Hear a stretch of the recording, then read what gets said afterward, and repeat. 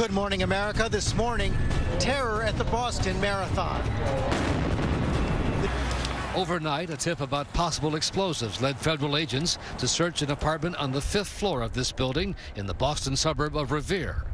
Agents later told residents there was nothing to worry about. But the quick law enforcement response underscored the urgency of the FBI's effort to track and stop the people responsible for Monday's attack. This morning, Kate Russell is a single mother of a toddler. Her husband, Tamerlan Tsarnaev, a man authorities call a terrorist, killed in Friday's dramatic firefight. We spoke to her lawyer at her family's Rhode Island home, where she fled after learning of her husband's death, and where authorities visited her several times yesterday to reportedly question her. We're doing our best to try to deal with a very difficult situation, and this family's going through a lot. So that's the best I can do right now. We have new clues now about what happened to that Maine toddler who went missing 3 weeks ago from her father's home. He told ABC News this weekend that he's fed up with speculation he's responsible for her disappearance. And this morning, ABC's Andrea Canning has new details about the last night Ayla Reynolds was seen. As Robin said, her grandmother's speaking out for the first time.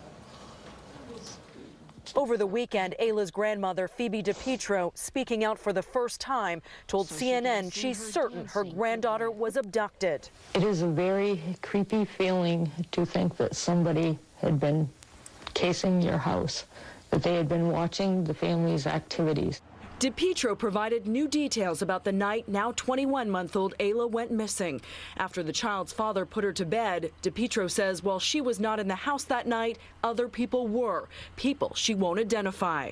She also talked about oddities in the house after Ayla went missing, but wouldn't elaborate. But she says she's told police everything. Ayla's father, Justin DiPietro, is also speaking out, wanting to set the record straight about little Ayla's broken arm. DiPietro says his daughter broke her arm while he was carrying groceries in one arm and her in the other. He claims he slipped and fell on a wet surface as he was entering the side door of his home. He says he would never intentionally hurt Ayla, that it was an accident. Ayla's mother, Trista Reynolds, has questioned Justin's treatment of their daughter while in his care. She left the baby with him while in rehab. We spoke to her as she held Ayla's brother. I felt at the time like he could give her a little bit more than I could. It's not like I didn't want her, because I did want her and I do want her. Reynolds says she continues to lose sleep over her missing daughter. We're missing her. I mean, just let her come home. For Good Morning America, Andrea Canning, ABC News, Waterville, Maine. Haunting memories for residents like Cherie DeTayo. Kayla, après quelques secondes, Kayla, c'est comme si il pralait, et puis la retourner. Il pralait, il a retourné. Outside his front door was a wasteland of collapsed buildings. Ou te cap marcher sous moun seulement qui mouri. Et puis, rue yo pas même ka déterminé. In what was an interior cellar staircase, but you can see this house has been picked up and actually thrown to the side. The people who were inside were rescued. They were trapped for 2 hours, but next door, they just weren't as lucky. The neighbors there, a woman actually protected her daughter in the bathtub. The daughter survived, but the woman did not. But firefighters say they really do believe that mother saved her daughter's life. Residents here say they really had no warning. More now on that shocking murder we told you about yesterday. Police now believe the couple found shot in their mansion outside of Boston may have been killed by the mob. ABC News has learned Massachusetts real estate developer Jack McGee and his wife Jerry were found dead Wednesday morning by their daughter and grandchildren. The family made the grisly discovery on the first floor of the couple's sprawling estate during the children's regular Wednesday morning visit.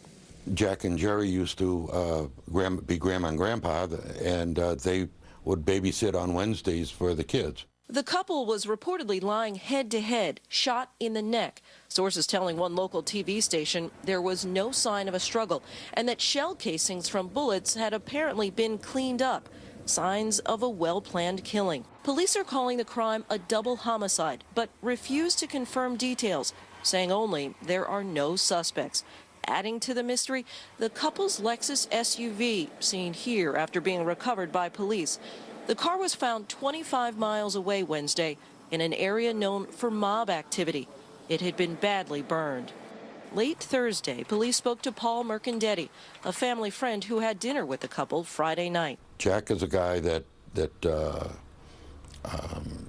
He strives to make things right and to do things properly. Mercandetti has known the couple for more than 40 years and was in their wedding. He finds it hard to believe they could have been targeted. I know a lot of the friends that they had. I know a lot of the people that they did business with. And there's absolutely no reason at all why this happened.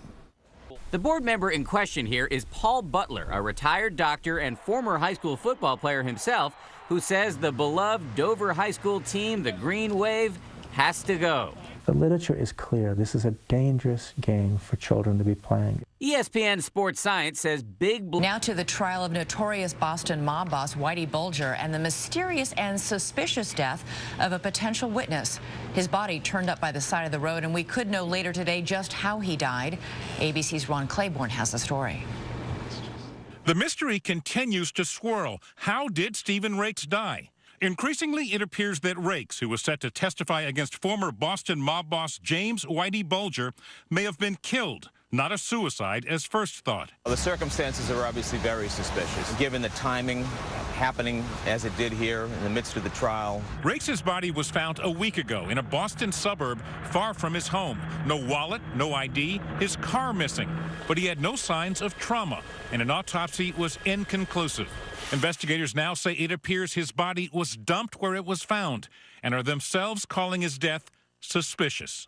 Rakes had been expected to testify about how, he says, Bulger extorted him into selling him his South Boston liquor store 30 years ago. But last week, prosecutors decided not to call Rakes to the stand, which would seem to take away any incentive to silence him. At the Bulger trial Tuesday, more fireworks, as the key prosecution witness, admitted mobster Stephen, the rifleman Flemmi, came under intense cross-examination by Bulger's defense lawyer, who was trying to shake him from his shocking testimony that he personally saw Bulger kill several people, including Deborah Hussey, Flemmi's stepdaughter, to keep her quiet. This is something nobody's ever seen, where you've got two guys who are the epicenter of the worst criminal conduct in the history of this city. The prosecution is expected to rest by the end of this week. Whatever it is, scientists say it's wonderful.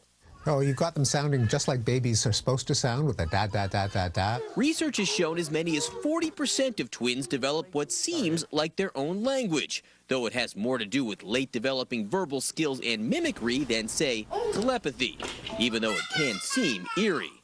Twins can have such sensitive radar to the emotional reactions of the other twin that can almost seem like telepathy.